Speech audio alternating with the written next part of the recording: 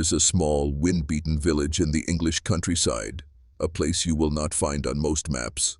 Locals call it Blackmere, though the name was never officially recorded. They say the name comes from the stagnant ink-black pond that sits beside the old stone church, a pond older than the village itself. And at the heart of this forgotten place there is a story, one that no historian will put in print, a story the church itself has denied for over a century. It begins in the winter of 1894, when a thick frost clung to the grass for weeks, and the air smelled faintly of coal smoke and decay. On the first morning of December, a sound rolled across the village at exactly 4 o'clock a.m., the toll of the church bell. It was not Sunday, there was no wedding, no funeral scheduled, yet.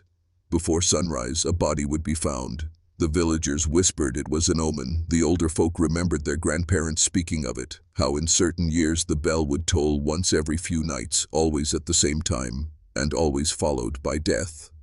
The church insisted the bell rope was locked, the tower sealed, and no one had touched it, but the sound carried, deep, metallic, and deliberate. By the end of that winter, 7 people were dead. Each death was different, a fever, a fall from the cliffs, a man crushed under his own cart. But the pattern was unshakable. The bell tolled, then someone died, and then, as suddenly as it began, the tolling stopped. The following spring was quiet, but the village had changed. People refused to speak of it openly. Doors were bolted at night. No one walked past the church after sundown. Yet hidden in the private journal of a man named Elias Ford, there are entries that suggest the bell's silence was not the end, but the beginning of something far darker. The year is 1895. The frost has melted. The bell has not rung in 3 months, but Elias Ford could not sleep.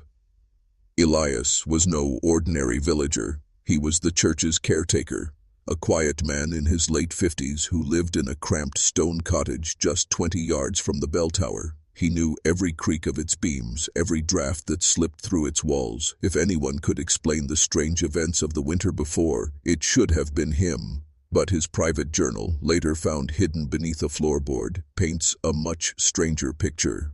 The first entry, dated March 3, 1895, reads, "They think it is over. They are wrong. The air in the tower is wrong. It feels thick, as if something is breathing just above me. I hear a slow ticking when I stand inside, though there is no clock. The bell smells of iron and ash." The next entry, only a week later, is even more disturbing. "I dreamt of the bell again, not ringing but humming, as if it was holding something back. When I woke, my hands were black with soot, though my fireplace had gone cold hours before." Elias claimed he began hearing footsteps in the tower at night, slow, deliberate, ascending toward the belfry. Yet when he checked, the place was empty. Dust lay undisturbed, no footprints, no rope pulled. Still, the feeling of being watched gnawed at him. One entry in particular has been studied and dismissed by local historians for years. April 12, 1895. "I saw it tonight. The bell swung once, no sound, just the motion, and beneath it, a figure, tall and thin, dressed in black as if soaked in shadow. It looked up at me without a face." By midsummer, Elias's writing changes tone entirely. The neat, careful script turns jagged, hurried, almost frantic. He writes of waking at exactly 3:57 a.m. each night, sitting upright in bed without knowing why, waiting for the bell.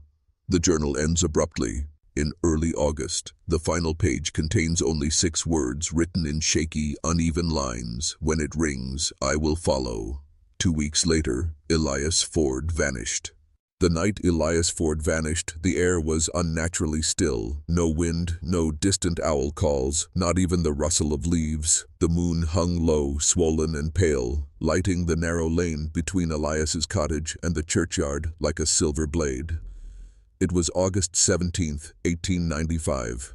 Several villagers later claimed they had seen Elias that evening, pacing along the low stone wall outside his home. He appeared restless, glancing toward the bell tower every few moments. In his hand, he held the heavy ring of iron keys that opened the church doors. At precisely 3:57 a.m., the first witness awoke, a farmer named Walter Griggs. He said he heard the slow creak of the church's oak doors opening, though no one had been inside since dusk. Looking through his window, he saw Elias entering the church, his lantern swaying in the dark like a firefly. Walter swore there was someone behind him, taller, moving unnaturally, with its head tilted at an odd angle, but when the moonlight shifted, the figure was gone. Minutes later, the bell tolled. It rang only once. The sound was heavier than before, deeper, as though the metal itself had aged 100 years. Every villager who woke to the sound described feeling the same thing, a sudden crushing weight in their chest, like grief they could not explain. When the church was checked at dawn, the bell tower was empty. Elias was gone. His keys lay neatly on the altar. His lantern was still burning. Only one thing was out of place. The bell rope, which had been locked and bound to the wall for months, now hung loose, swaying ever so slightly, as though someone had just let go. For the next 3 nights, the village remained silent, but on the 4th night, the bell rang again, and this time, it did not stop at one toll. It rang 7 times, and with each toll the village claimed they could hear footsteps descending from the tower. The 7 tolls came at 4:00 a.m. exactly. Each one rang slower than the last, as if the bell were not merely struck, but dragged into motion by something reluctant to let it go. The first toll echoed like a deep wound in the air. The second seemed to vibrate through the walls of every home. By the third, even the livestock in the barns began to stir, sheep bleating, horses stamping nervously.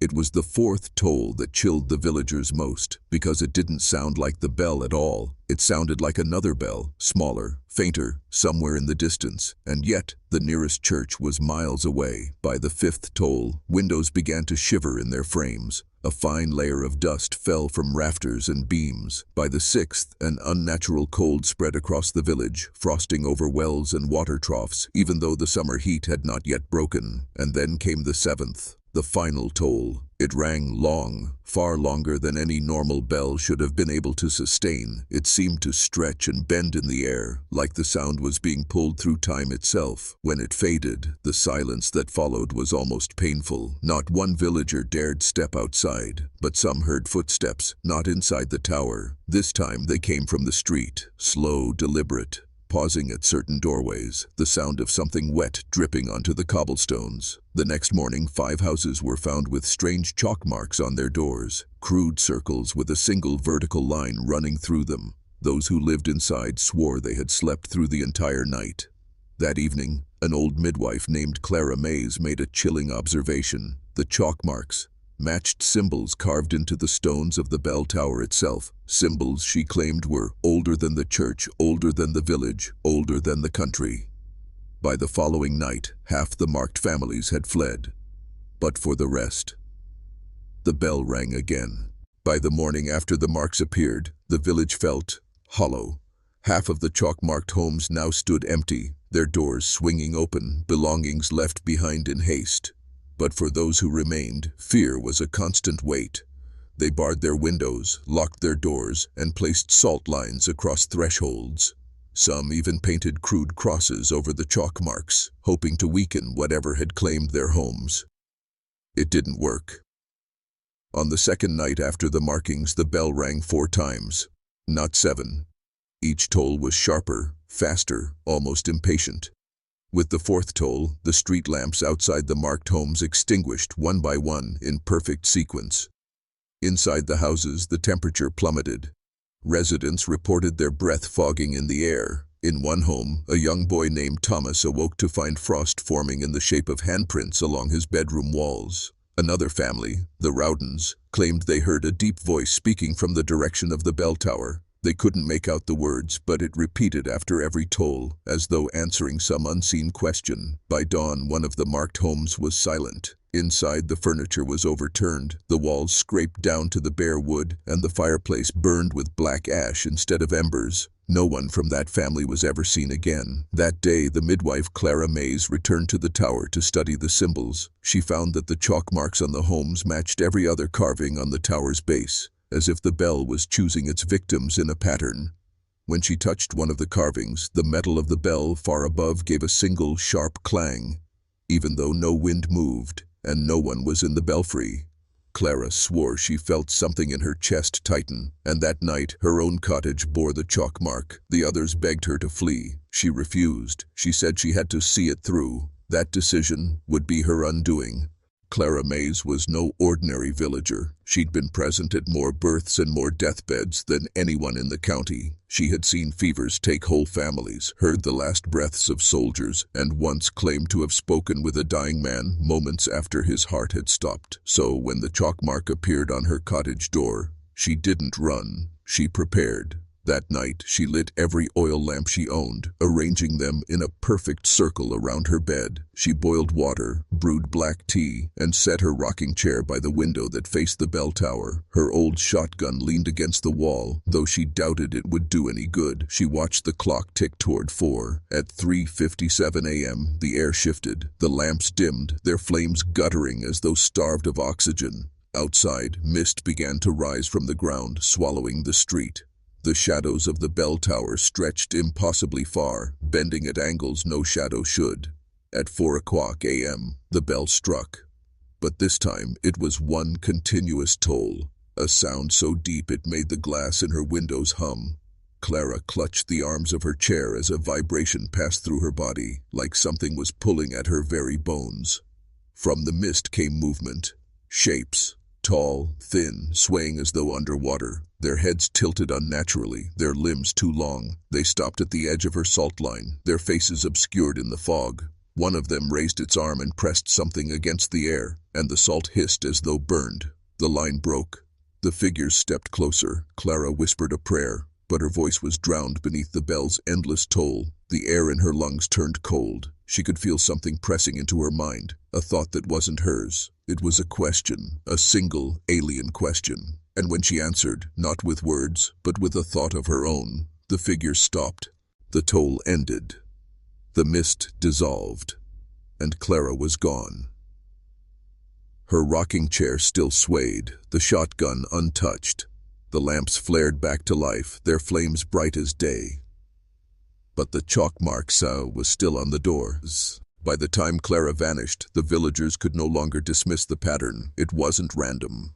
The bell was choosing. That morning, 3 men from the parish, including the local constable, Henry Vale, gathered at the public house with paper, ink, and trembling hands. They began compiling what would later be called the disappearance list. At first, the list contained only names and addresses, but Henry insisted on adding dates. And as the dates aligned, a chilling rhythm emerged. The bell took someone every 3rd night, always after a chalk marking, always after a sequence of tolls. As they compared notes, another detail surfaced. Every victim had some connection to the old quarry at the edge of the village, the one that had been sealed off decades earlier, after a cave-in killed 12 men. Clara had once worked as a nurse during the recovery effort. The Rowden patriarch had been a foreman there. Thomas's grandfather had been one of the miners who'd escaped. It was as though the bell was ringing not for the living, but for those tied to that night beneath the earth. By evening, whispers spread faster than truth. Some villagers claimed the quarry had been built atop something older than the village itself, a network of chambers carved with symbols matching those on the bell tower. Others swore they'd seen light deep in the sealed shaft, flickering like fire.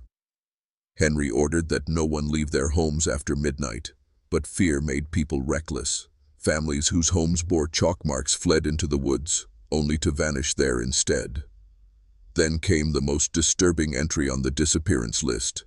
Not a name, not an address, just a date. Tomorrow night. Henry asked the others why.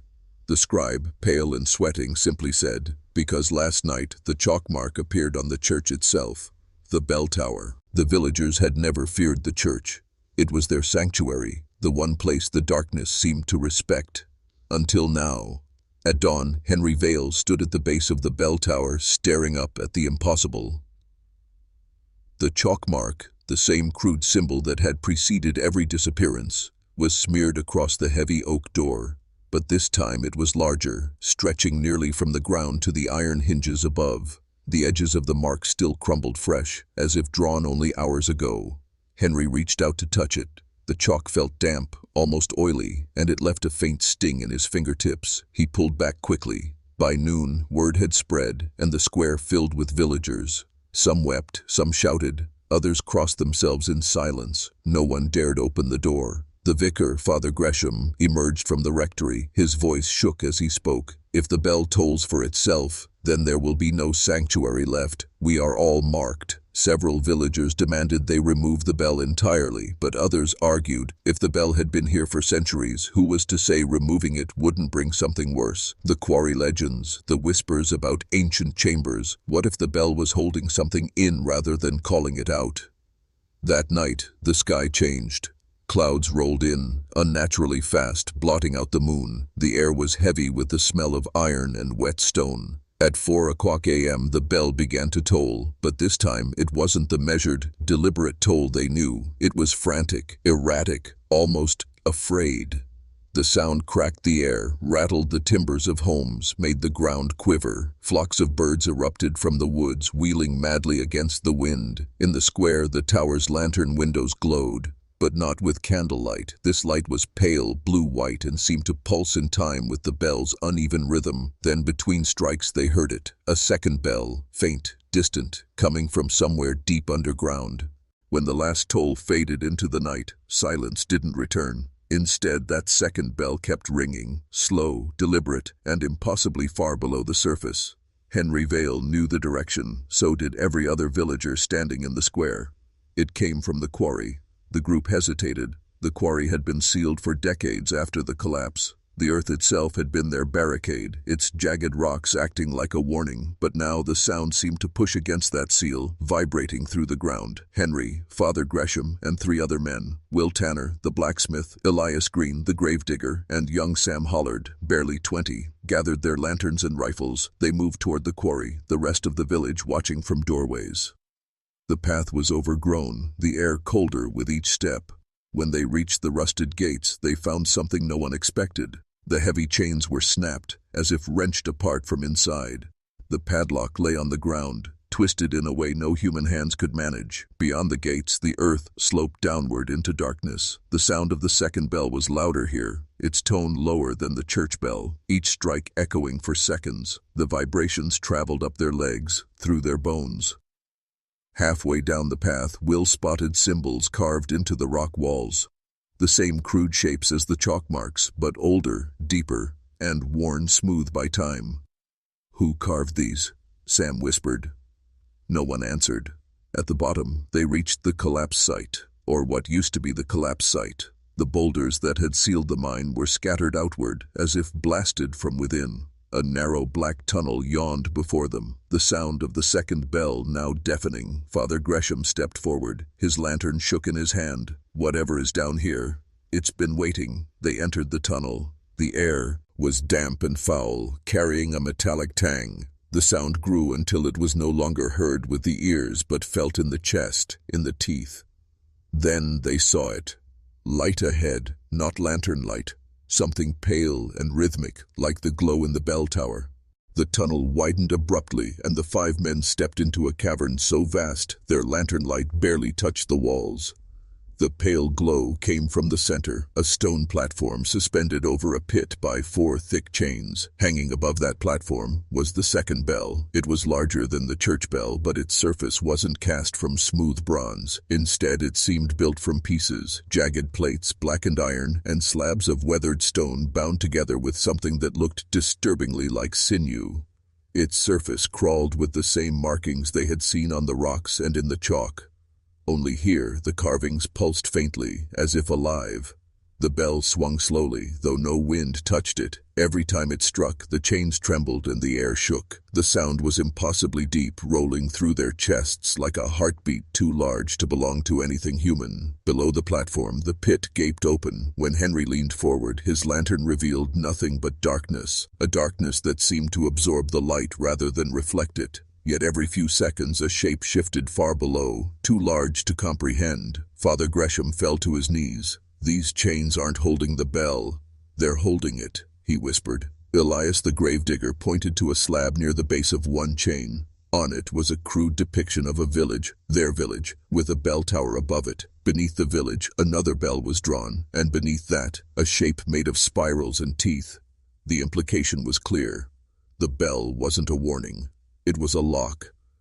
As they circled the platform, Sam's foot caught something. He looked down to see bones, dozens of them, scattered like discarded tools. Skulls with mouths open wide, some fractured as if crushed, and on each skull's forehead, faint white residue. Chalk. The second bell rang again, and Henry realized something terrifying. The sound above wasn't an echo. The bell in the church was answering this one. The chains groaned. One link, black with age, cracked with a sound like thunder. Something below shifted again, closer. The sound of the chain snapping wasn't metallic. It was wet, like flesh tearing apart, followed by a roar so low it seemed to come from the stone itself. The platform jolted violently, and the massive bell swung further, striking one of the supporting pillars. Dust rained from the ceiling, and a ripple of cold air rolled through the cavern, carrying with it a stench so foul the men gagged. Henry's lantern flickered. In that dim, stuttering light, something began to rise in the pit. Not a shape, not yet, just the impression of movement. A slow, spiraling ascent. The priest clutched his cross and began to mutter prayers, but his voice shook so badly the words slurred. Elias backed toward the tunnel entrance, whispering, "It's waking up. My God, it's waking up." Sam pointed to the bell. The chains aren't meant to hold the bell. The bell's meant to keep it asleep. Henry didn't want to believe it, but the markings on the chains seemed to confirm it. Each was engraved with a sequence of symbols, the same ones from the chalk, from the tower walls, from the slab in the graveyard. Symbols that, when whole, kept the pit sealed. But one link was gone now. The chain dangled, useless. The symbols were broken. The ground shuddered again. Something huge shifted below, and for the first time they heard it. Not a roar, not a scream, a whisper, a voice that seemed to bypass their ears and speak directly into their skulls. 4 left, 4 nights, 4 tolls. Elias screamed and bolted toward the tunnel, his boots slamming against the stone. The priest tried to stop him, but another deep vibration rolled through the chamber and nearly threw them all to the ground. Henry's mind was racing. If one chain broke tonight, the others might follow. On each night the church bell rang, which meant that in 4 nights whatever was in the pit would be free. The whisper returned. Colder this time. The bell above calls, and I answer. The platform lurched again, the second chain strained, groaning as if testing its own strength. Henry knew then they had to warn the village before the next nightfall, if there was still a village left to warn. The tunnel seemed longer on the way out. Every footstep echoed in strange ways, as if the sound didn't quite bounce back right, as if something in the dark was swallowing it. Henry kept his eyes forward, but Elias kept glancing over his shoulder, gasping like he'd been running for miles. The priest's candlelight bobbed wildly, throwing nervous shadows against the damp stone walls. Behind them, the faintest clang of the bell. But it wasn't 4 a.m. It wasn't time. Sam swore under his breath. It's ringing from down there. Henry felt the truth of it. The bell in the pit, the one chained in the cavern, had started to sound. Not loud, not even fully audible, but enough to make the air vibrate inside their chests. When they burst out into the cold night, the village looked exactly as it had when they entered the tower. Quiet, sleeping, unaware. Lanterns swayed gently in the wind. Smoke curled lazily from chimneys. Not a soul stirred. They made for the rectory first. Father Alden, the senior priest, was known for his stubbornness, but if anyone could help rally the villagers, it was him. They banged on the heavy oak door until a window above creaked open. Alden's wrinkled face appeared in the frame, irritation plain in his voice. What in God's name? Henry didn't waste time. The bell. It's not what you think. It's holding something down there. 1 chain's already gone. 3 more and... Chains? What chains? Alden's tone turned cold. The bell's been part of this parish since before my grandfather's time. It's rung at 4 a.m. for centuries without harm.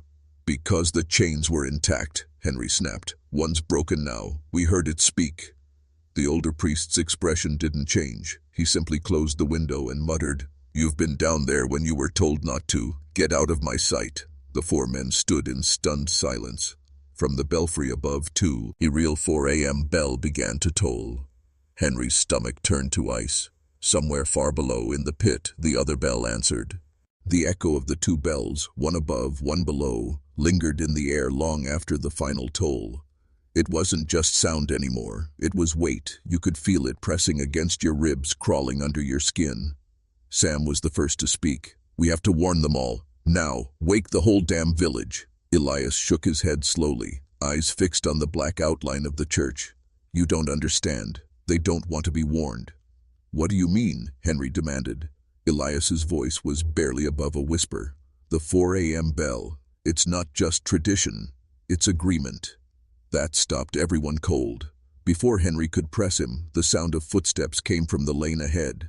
Villagers, lanterns in hand, were approaching, not with fear, but with irritation. An old man spat into the dirt before speaking. "You boys were in the tower tonight, weren't you?" Henry stepped forward. "Something's wrong. The chains on the pit bell are failing. If it rings freely..." The old man's lip curled. "That bell has rung since my great-grandfather's birth. It keeps the peace. You'd best not interfere with things you don't understand." Another voice, a woman, sharp and cold, cut through the night. "Every time someone tries to silence it, the winters turn worse. The waters rise, crops fail. We let it ring because the cost of stopping it is far greater." Henry looked around at the gathering crowd, faces half lit by lantern glow, eyes full of something between superstition and defiance. "You've all heard what's down there, haven't you?" Sam said, incredulous. No one answered, but the silence was telling enough. Alden, the priest, reappeared from the rectory, holding a book bound in cracked leather. "You leave the bell alone, and it will leave us alone. That's how it's always been. Your meddling is the danger, not the bell." Henry realized in that moment that convincing them was impossible. This wasn't just fear. This was faith. Faith in something that didn't deserve it. Somewhere in the distance, under the earth, that second bell chimed again, a single mocking note, and this time Henry swore he heard a voice with it. The parish ledger had always been locked in the vestry's small oak cabinet, a place Henry had been forbidden to enter since he was a boy. But that night, with the cold taste of the second bell still in his mouth, he followed Elias inside. The vestry smelled of candle wax, mildew, and damp stone. Elias didn't speak. He just took the small brass key from a nail hidden behind a wall crucifix. The cabinet door groaned open. Inside, among stacks of baptismal records and marriage certificates, was a single book wrapped in black cloth. Elias laid it on the table and peeled back the fabric. The cover was darkened with age, leather stretched thin, edges curled. There was no title, only a faint engraving of a bell surrounded by thorned vines. Elias opened to the first page. The ink was faded, but the handwriting sharp, deliberate. "Year of our Lord, 1742. The agreement is sealed. The tower will ring above, the depth will ring below, and the balance shall hold." Henry leaned closer. The words were more than history. They felt like a contract. The entries that followed weren't just religious notes. They were transactions, names of villagers, dates, and beside each, a single word: given. Henry flipped forward. Year after year, the pattern repeated. Every few winters, another name, another given, and beside each name, a mark that looked almost like a tally, but was shaped like a bell. Elias's voice was low, almost guilty. "Every time the depth's bell rings, it means the balance is owed. A life taken in exchange for peace." Henry's stomach twisted. "You mean they're letting it happen? They know?" Elias didn't answer. The latest entry chilled Henry to the bone. January 3rd, 1891. Samuel Carter. Given. Sam's eyes widened as he read his own name. "That's not possible. I wasn't even born then." Elias closed the book gently. "It's not about when you were born. It's about when you were promised." The church tower loomed beyond the frosted window, and from somewhere deep in the ground that second bell struck again. This time the note lingered longer than it should have, as if the thing that rang it was waiting for a reply. The second bell's tone still trembled in the air when Henry slammed the ledger shut. He looked at Elias. "We end it. Tonight." Elias hesitated. "You don't end the bell. You only make it angry." But Sam's hands were already curling into fists. "I'm not going to just wait around until some thing comes for me. Tell us how to stop it." Elias exhaled slowly, then reached into the cabinet again. Not for the ledger, but for a small wooden box. Inside, Nestled in black cloth was a rusted iron key nearly the length of Henry's forearm. "This," Elias said, "is the tower lock. If it's turned before the fourth chime, the bell above falls silent, but the depth's bell will still ring. The trick is making both stop." Henry didn't like the way Elias's eyes avoided his own when he said it. The three of them crossed the churchyard in silence, their boots crunching in the frost. The tower loomed above, its upper windows like dark, watching eyes. Inside, the air was colder still, the kind of cold that crawled under your skin. The spiral staircase wound upward, each stone step worn by centuries of feet. They reached the belfry just as the wind pushed through the slats, making the massive bell sway gently. Its surface was engraved with strange markings, some worn smooth, others still sharp. Henry fitted the iron key into the lock at the base of the bell's frame. The mechanism was stiff, grinding as if it hadn't moved in decades. "Now," Elias urged, "before the third chime." Henry turned the key, and for a moment nothing happened. Then a low groan echoed through the beams as the locking bar slid into place, freezing the bell's motion. The silence was deafening. Then, from below, the depth's bell rang. But it was different this time. Louder, closer. The wooden beams above them began to shake, dust falling from the rafters. Sam grabbed Henry's arm. "We stopped that bell, and now it's coming for us." Elias's face had gone pale. "No. We've told it we're refusing the payment, and it will not accept that." From the stairs below came a sound like wet stone dragging across the floor. Something was climbing. The first step creaked, not in the way wood groans beneath a boot, but in the way a coffin's lid might shift when something inside moves. Henry's grip tightened on the iron key. Sam raised his lantern and aimed it toward the spiraling darkness below. The light reached only a few steps down before it stopped, as if the air itself had swallowed it. Elias's whisper was sharp. "Do not look it in the face. Whatever you do, don't." Another step, then another, a slow, deliberate climb. The sound was wrong. There was no rhythm of feet, no heel to toe, only the grinding scrape, like something heavy dragging itself upward, and with it a smell, damp stone, cold metal, and under it all, rotting earth. Henry swallowed. "How close?" "Close enough," Elias cut him off. The shadows shifted. A hand emerged first, long fingers, each tipped with a shard of something black and glassy. They dug into the stone steps, leaving deep scratches in their wake. Then the arm followed. Too thin for its length, the joints bending slightly wrong. The encounter. Sam stepped back, his lantern shaking. The light caught a piece of its face, not flesh, not bone, but something like the weathered surface of the bell itself, metal pitted with age, etched with the same markings that covered the belfry bell above. And then, it spoke. A sound like iron striking iron, deep and resonant, vibrating in their ribs. Words formed slowly, dragged through centuries of dust. Payment. Delayed. Henry could feel his teeth ache from the force of it. Elias stepped forward, voice shaking but steady. "We will not pay. The chain is broken." The thing's head tilted, a slow, unnatural motion. "Then the tower will stand empty, and your nights will be full." It lunged forward suddenly, impossibly fast for its size. The lantern's flame guttered out, plunging them into blackness. The only sound now was the scrod, pee of its claws and the pounding of their hearts. Henry's hand found the iron key still in the lock. His mind raced. If unlocking the bell freed it, maybe locking this thing inside the tower would. But to do that, one of them would have to stay behind. The air in the spiral stairwell was no longer cold. It was heavy, thick like being buried alive in damp soil. Somewhere in that darkness, the thing had stopped moving. Sam whispered, "It's waiting." Elias's voice cut through the black. "It won't strike until it has your answer. That's how they work. They don't take. They make you offer." Henry's throat tightened. "Offer what?" From the dark below, the voice came again, a deep metallic resonance that seemed to make the stone walls hum. "The toll must be paid, one for the bell, one for the night." Elias's lantern flared back to life suddenly, as if the thing had allowed it. Its pale light barely touched the figure on the stairs, a warped silhouette that seemed heavier than it should be, bending the shadows around it. Henry clenched the iron key in his hand. "And if we refuse?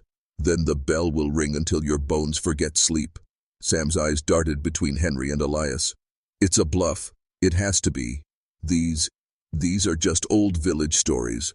But Elias shook his head. It rang for 87 years straight. People moved away. Crops failed. The land turned barren. It doesn't bluff.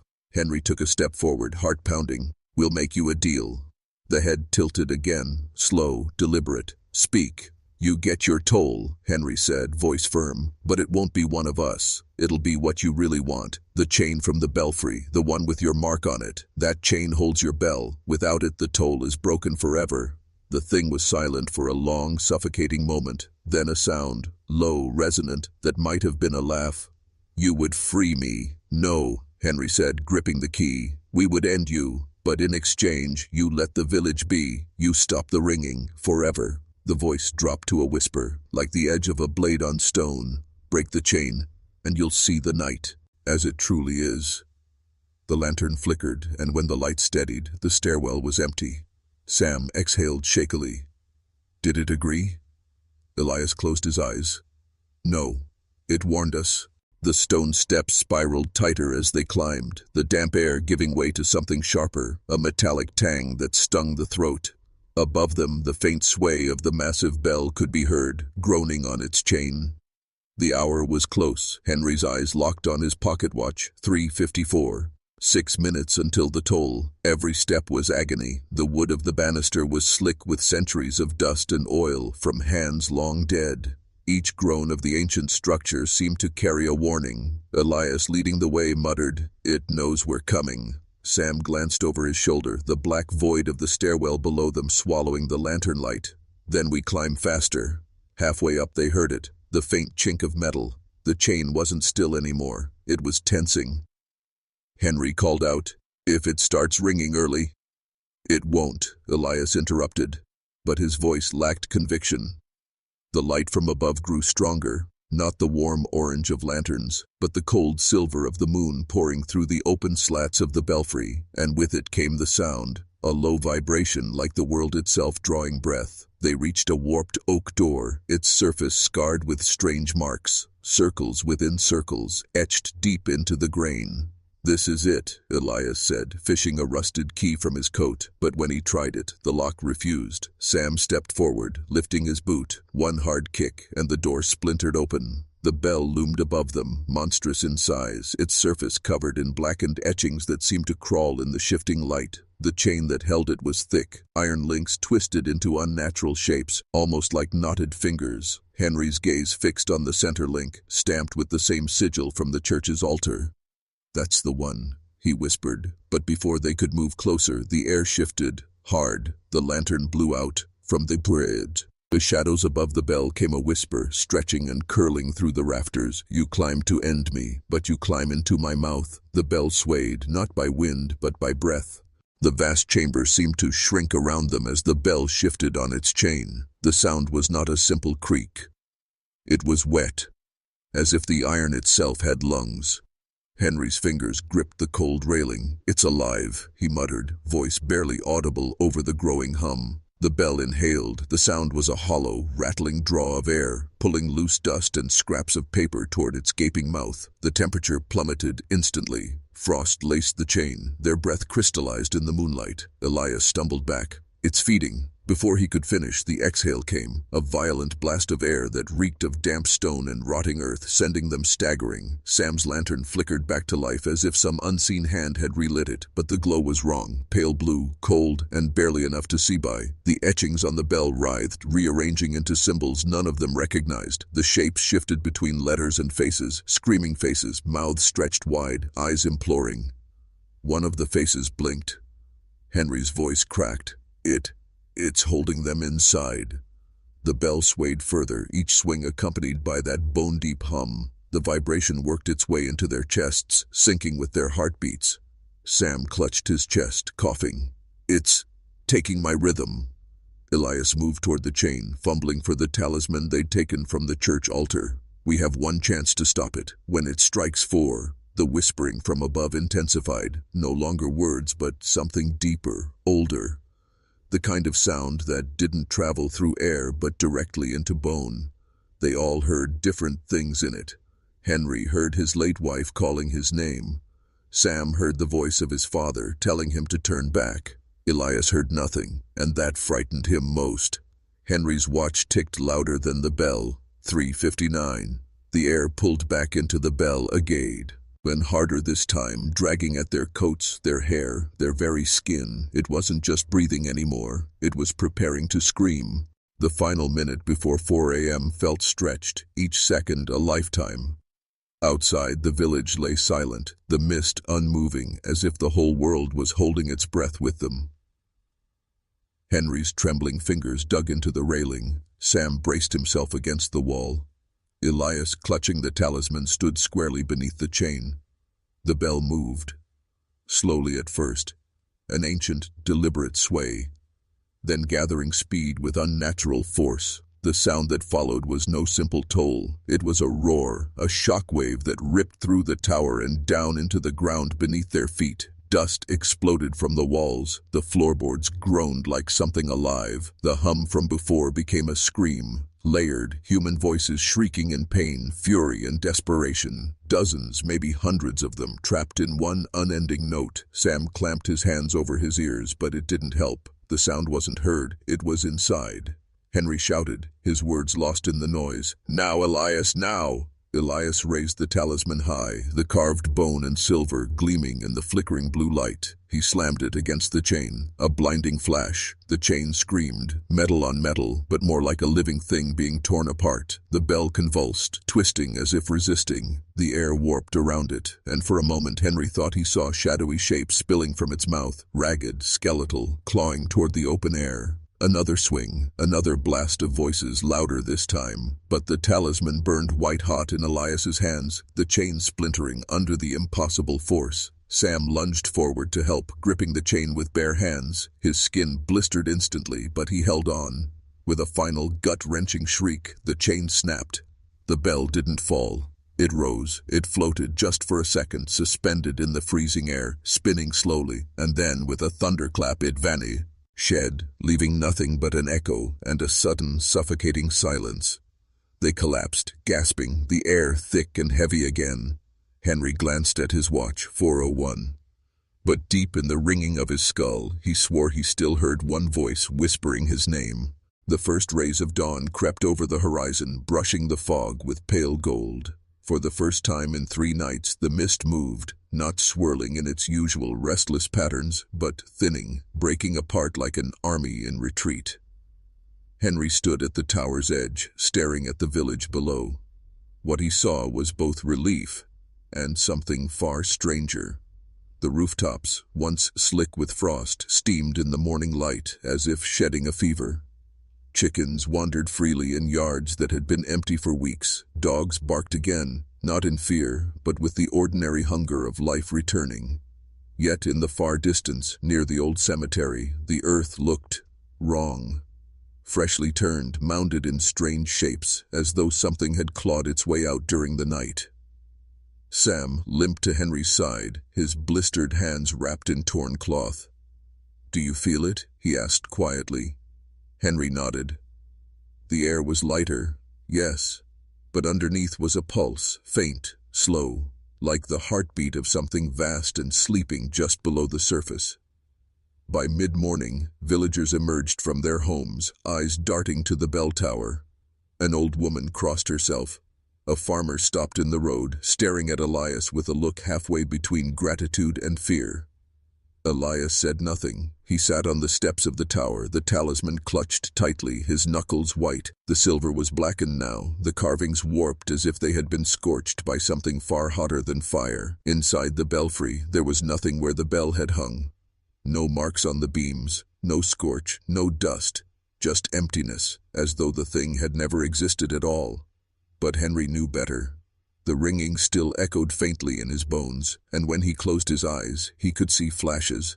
That moment the bell rose, the shadows spilling, the way they scattered into the mist. They weren't gone, they were free. As the sun climbed higher, the villagers began to murmur about rebuilding the church, replacing the bell. Henry's stomach turned cold. He looked at Elias. Elias only whispered, "If they hang another, we won't survive the next toll."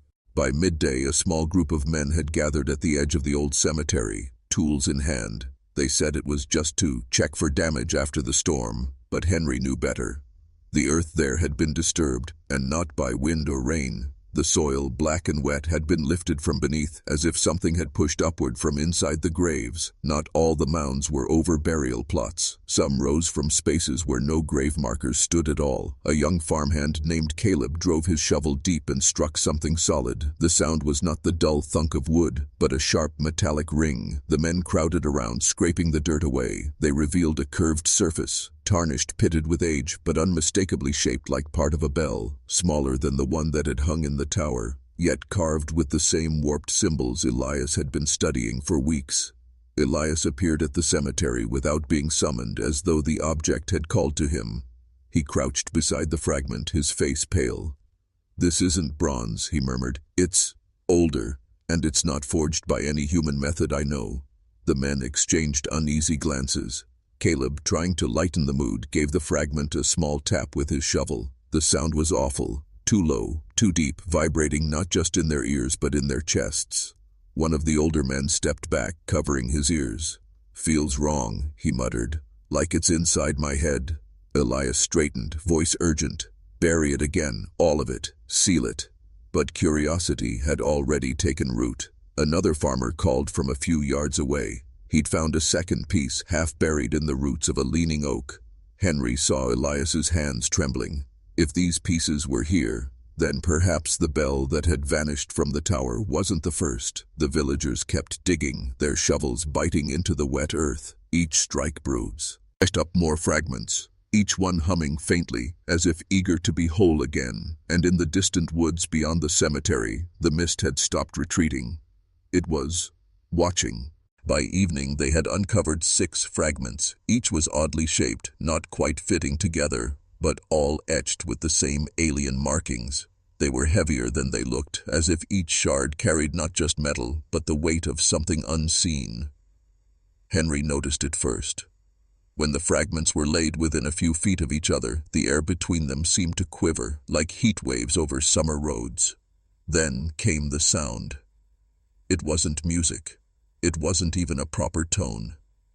It was a low, crawling vibration that seeped into the body like cold water into bones. The kind of sound you didn't hear with your ears, but with the marrow of your spine. Caleb swore under his breath and backed away. "They're talking to each other." Elias, still pale, shook his head. "Not talking, calling." The more fragments they uncovered, the stronger it became. It wasn't random. The sound rose and fell in deliberate patterns, forming something like a rhythm. Henry realized with a sick twist of his stomach. It was the same 3-note sequence the bell had rung on the night of the storm. Some of the men dropped their shovels entirely, covering their ears. Others, disturbingly, leaned closer, as though the sound promised something they'd been waiting for all their lives. The grass around the shards began to brown, curling inward like it was shrinking away. Frost formed on the edges of the metal despite the summer heat. Elias's voice cracked as he barked an order. "Get them apart, now! Separate them before—" He never finished. A sudden pulse erupted from the nearest shard, throwing 2 men backward into the mud. The rest staggered, dazed, as the fragments began sliding toward each other, across the ground, through the soil, drawn together by an invisible force. Henry tried to pull one back, but it burned cold in his hands, the frost biting deep. When he let go, it clinked against another fragment. The sound that followed was not a ring, it was a scream. Somewhere in the mist beyond the cemetery, something answered. The fog rolled in fast. Not the lazy drift of river mist. This was purposeful. It poured over the gravestones, thick and low, curling around boots and tools like a living thing. Henry couldn't see past 10 feet now, but he could feel movement. Something was pacing out there, circling. The fragments on the ground trembled. That horrible resonance was no longer coming from them alone. It was being answered from somewhere deeper in the white haze. At first, it was just a shadow, tall but wrong. Its edges bled into the fog as though it wasn't entirely here, not fully anchored to the world. When it shifted, the mist shifted with it, twisting in tendrils like fingers. Caleb muttered a prayer under his breath. Elias didn't bother. He was staring at the fragments, his lips moving in some silent calculation, like he had seen this before. The rhythm changed. The three-note call became a long, sustained tone, almost mournful, and the answering sound grew louder, closer. Henry's skin prickled. The air was too cold now, his breath coming out in ragged clouds. The men tried to retreat, but the fog moved with them, swallowing their path. Boots splashed into puddles they swore weren't there seconds before. It was as though the ground itself had been rearranged. The shape in the fog leaned forward. 2 points of dull light, not quite eyes but positioned where they should be, flickered faintly, like embers in wet ash. And then came the voice, if it could be called that. It was the same vibration as before, but now formed into words no human mouth could shape. The syllables scraped across the inside of Henry's skull, pulling at memories he didn't know he had. Elias stepped forward, his voice hoarse. It's not here for all of us. It's here for the one who touched the bell first. The creature, if that's what it was, stilled, its ember eyes locked onto Henry. The fragments between them pulsed once more, and then with an unnatural speed the shadow lunged forward, dragging the fog with it. The lunge wasn't like an animal attack. There was no sound of feet hitting the ground, no rush of displaced air, just sudden nearness. One moment the thing was 10 feet away, the next it was inches from Henry's face, those ember-like eyes burning through the veil of mist. And then the cold hit him, not the bite of winter, but something older, emptier. It slid under his skin, crawled into his chest, and stole the air from his lungs before he could even scream. Its shadow hand, if it was a hand, fastened onto Henry's arm, not physically, not in the way muscle and bone should work. It was as if the outline of his body had been hooked, and the creature was pulling that, not his flesh. Caleb lunged to grab him, but his hands passed through a wall of freezing vapor that numbed his fingers instantly. Henry's eyes went wide. He tried to plant his feet, but the ground beneath him had turned soft, almost liquid. The pull wasn't toward the creature's body, it was through it, past it, into something that stretched out behind it like a tunnel of churning black, where no sound carried and no light returned. Elias shouted something, a phrase in that same alien cadence, and for a second the pull faltered, but the creature hissed back, and the force doubled. The world around Henry seemed to fold. The cemetery faded, the trees dissolved, the others became silhouettes in a distant, unreachable place. Henry's ears popped as if he were diving deep underwater. Shapes moved around him. The air was thick enough to drink. Every breath Henry took tasted of rust and wet stone, as though he'd been lowered into the belly of some ancient cave. The mist wasn't just around him anymore. It was him. It clung to his skin, seeped through his pores, and filled the space between his heartbeat and his thoughts. Figures moved in the fog, not walking so much as drifting. Some were human in outline, others long and insect-like, their limbs bending in impossible angles. None had faces, only blank ovals that seemed to ripple like disturbed water when he looked too long. Henry tried to call out, but the sound was stolen before it could leave his mouth. It didn't vanish. It was taken, absorbed by something watching him just beyond the white blur. Then, the bell. It was quieter here, but heavier, like a pulse deep inside the earth. Bong! With each strike, the shadows flinched, and the mist seemed to pulse, as though the place itself were breathing in time with it. Henry realized something sickening. The bell wasn't a warning, it was a summons. The sound was pulling him deeper toward a center he couldn't see. Through the muffled air, Henry heard a voice, his mother's. She'd been dead for 5 years. Her tone was warm, familiar, almost pleading. "Come here, love. Just a little further." The voice was behind him now. No, in front. No, inside. It shifted with the fog, twisting directions until he didn't know which way he faced. Henry's chest tightened. This wasn't a place of lost souls. It was a funnel. Everything here was moving in one direction, though the motion was so slow you'd miss it if you didn't stand still long enough. Downward. Always downward. Somewhere far above, Henry thought he saw a break in the fog. A faint, distant glow. But the pull below him was relentless. And whatever waited there wanted him to stop looking up. A hand clamped around Henry's wrist.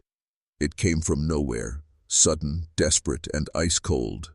For a split second, the fog seemed to recoil, as if startled by the intrusion. "Henry, don't move!" a voice shouted, muffled and distant. Through the haze, a figure emerged. Daniel, his friend, his only tether to reality in this nightmare. Daniel's eyes were wide, not with fear, but with the raw urgency of someone who knew what happened to people who stayed in the fog too long. Henry tried to respond, but the mist inside his lungs weighed him down. Every movement felt like wading through syrup. The pull below his feet had grown stronger, dragging him ankle-deep into something soft and shifting. Not water, not mud, but ash. Daniel's grip tightened. He pulled with every ounce of strength, his muscles straining, his teeth clenched. The fog fought back. It didn't lash or strike, it simply held on. Invisible hands pressed against Henry's chest, urging him to let go of Daniel, to stop fighting, to sink. Then came the whispers, dozens of voices, all familiar, all wrong. His father, old friends, a teacher from childhood. They spoke in perfect memory, inside jokes, old comforts, promises of rest. They weren't calling him, they were convincing him. "Henry, look at me," Daniel barked, shaking him hard. But Henry's gaze kept drifting downward to the soft glow rising from below, a glow that promised warmth and relief from the cold. Daniel leaned closer, almost growling through his teeth. "They're lying to you. That light's not what you think it is." Henry's legs felt numb now, the ash climbing to his knees. Every instinct screamed to just give in, to stop resisting and let the pull take him. But then he saw something in Daniel's eyes. Fear, yes, but also something else. A promise, a refusal to let him go. With a final, savage tug, Daniel wrenched Henry upward. The ash tore away from his legs with a sickening wet pop. The fog screamed, not in sound, but in pressure, and then abruptly they were falling backward onto hard stone. Stone. Cold, solid, and blessedly real beneath Henry's hands. He gulped in the air like a drowning man breaching the surface, but even here the fog lingered, curling in tendrils around their ankles. Daniel hauled him up without a word. His face was pale, but his eyes burned with one message: "We're not safe yet." The descent. They stumbled down a narrow corridor carved into the rock. The walls were slick, and the air tasted metallic. Behind them, the fog didn't rush. It slithered, slow but certain, like a predator that knew its prey couldn't escape. Henry glanced back once. He wished he hadn't. Shapes moved inside the mist, not people. Remnants. Pale outlines of things that might have once been human, their faces frozen in longing. The corridor split in two. Daniel didn't hesitate. He dragged Henry to the left. A low, rumbling sound echoed from the other passage, followed by a gust of wind that carried with it the scent of lilacs. It was the same scent from his childhood backyard. The fog was cheating now.